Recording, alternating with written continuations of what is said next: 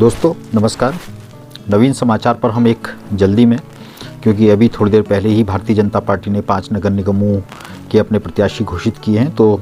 जल्दबाजी में हम इसकी एक समीक्षा आपके सामने प्रस्तुत करने जा रहे हैं। आज जो 5 नगर निगमों के मेयर पदों के लिए प्रत्याशी भारतीय जनता पार्टी ने घोषित किए हैं, उसमें जो प्रदेश की राजधानी है वहाँ देहरादून, वहाँ से सौरभ थपलियाल को, ऋषिकेश से शंभू पासवान को, रुड़की से अनीता देवी अग्रवाल को,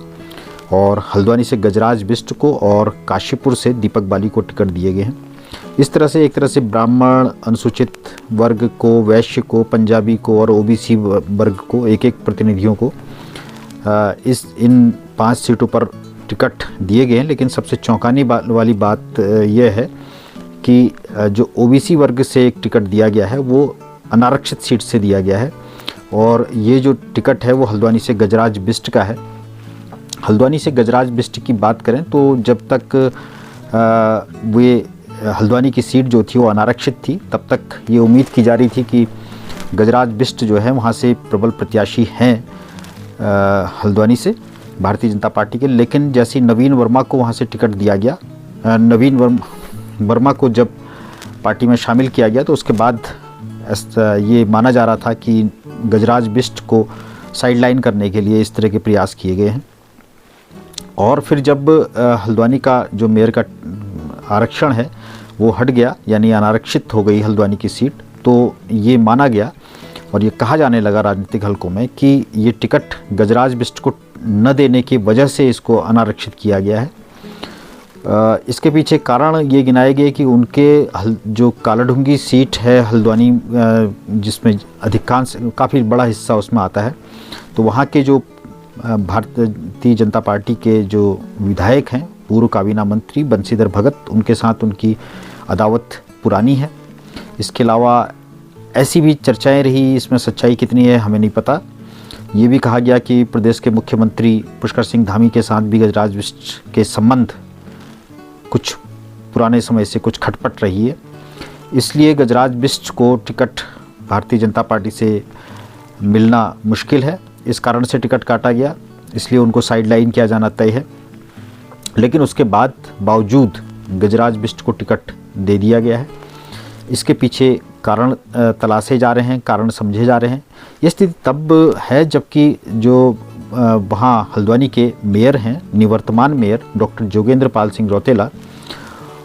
वो बेदाग रहे हैं, उनकी अच्छी छवि रही है, उनके विरोध में किसी तरह का कोई बात हल्द्वानी में नज़र इस तरह की नहीं आती है सार्वजनिक तौर पे, न तो पार्टी के भीतर और न ही जनता में भी। इसलिए उनका टिकट, जबकि अनारक्षित हो गई थी सीट, तो कटने की संभावना नहीं लग रही थी। लेकिन ऐसा क्या हुआ कि गजराज बिष्ट को जब पहले संभावनाएं न होने के बावजूद उन्हें टिकट दे दिया गया, तो इसके पीछे ये कहा जा रहा है कि जो हल्द्वानी जिसको प्रदेश की आर्थिक राजधानी कहा जाता है, और जो प्रदेश की राजधानी है देहरादून, दोनों के जो टिकट थे वहाँ दोनों जगह मेयरों को, जो निवर्तमान मेयर हैं, उनको टिकट देने की बात चल रही थी। और लेकिन बात ये हुई कि जो देहरादून के मेयर हैं सुशील उनियाल गामा, उन पर भ्रष्टाचार के काफ़ी आरोप थे, और कहीं जाकर के अंततः यह चर्चा रही, इस बात पर सिमट के आई कि या तो दोनों जगह निवर्तमान मेयरों को टिकट दिए जाएं या फिर न दिए जाएं। और चर्चा के आखिरी स्तर पर जाने के बाद, काफ़ी गंभीर चर्चाओं के बाद ये हुआ कि उनियाल जो गामा हैं उनको टिकट नहीं दिया जाएगा, और उनको टिकट नहीं दिए जाने की स्थिति में हल्द्वानी से मेयर जोगेंद्र पाल रौतेला का टिकट भी कट गया। उनके बाद जो वहाँ संभावनाएं थी वो प्रमोद टोलिया, जिनकी पत्नी नैनीताल जनपद की जिला पंचायत अध्यक्ष भी हैं, बेला तोलिया, उनके पति बेला तोलिया के, उनकी संभावना का भी काफ़ी प्रबल थी। और एक ऐसा संयोग भी था कि यहाँ पर दोनों जो प्रत्याशी हैं, एक निवर्तमान मेयर और दूसरे प्रमोद टोलिया, दोनों क्षत्रिय वर्ग से आते हैं, और यह भी संभावना लग रही थी कि भारतीय जनता पार्टी ने पूरे नैनीताल जनपद में जो भी सीटों का बंटवारा किया है, टिकटों का बंटवारा किया है, उसमें ब्राह्मण वर्ग को दे दिया है, महिला को दे दिया है, अनुसूचित को दे दिया है, ओबीसी को दे दिया है, हर वर्ग को एक तरह से टिकट दे दिए हैं नैनीताल जनपद के अलग अलग नगर निकायों में। तो क्षत्रिय वर्ग को अभी तक नहीं दिया था, तो इसलिए लग रहा था कि इन दोनों में से ही किसी को, प्रमोद तोलिया को या फिर डॉक्टर जोगिंद्र मोहन रौतेला को टिकट दिया जाएगा। लेकिन उसके बावजूद पार्टी ने अनारक्षित सीट होने के बावजूद गजराज बिष्ट को टिकट यहाँ से दे दिया है। तो इसके पीछे कारण ऐसे कुछ लग रहे हैं कि शायद जो गजराज बिष्ट के नाम के पीछे बिष्ट है तो वो कहीं क्षत्रिय लगता है। उनको आज तक उनकी पहचान भी क्षत्रिय के रूप में ही थी, और अचानक इसी चुनाव में पता चला कि वो ओबीसी से आते हैं, नायक कम्युनिटी से आते हैं। ओबीसी में उनको नायक को जो है वो ओबीसी में शामिल किया गया है। उल्लेखनीय है कि जो ओबीसी वाला जो मुद्दा है वो इस बार उस तरह से नहीं आ पाया,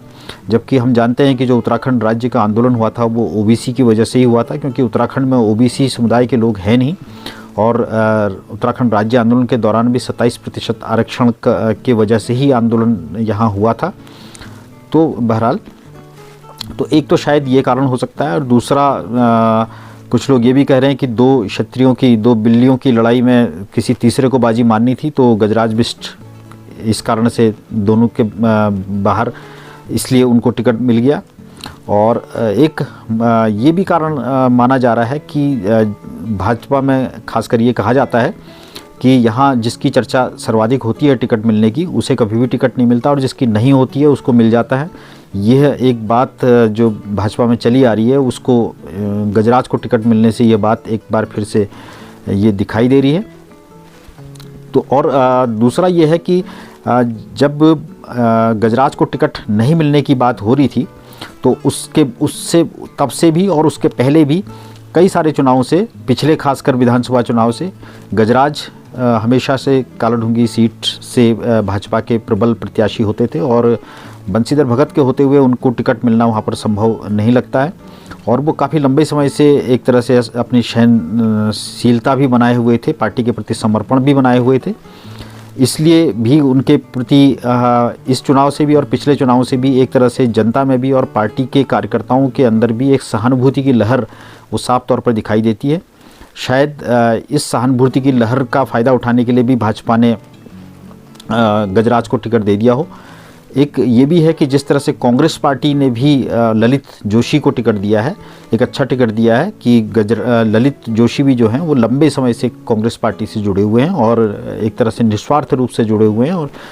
काफ़ी लंबे समय से वो सेवा कर रहे हैं। उन्हें भी आज तक किसी पद को नहीं दिया गया।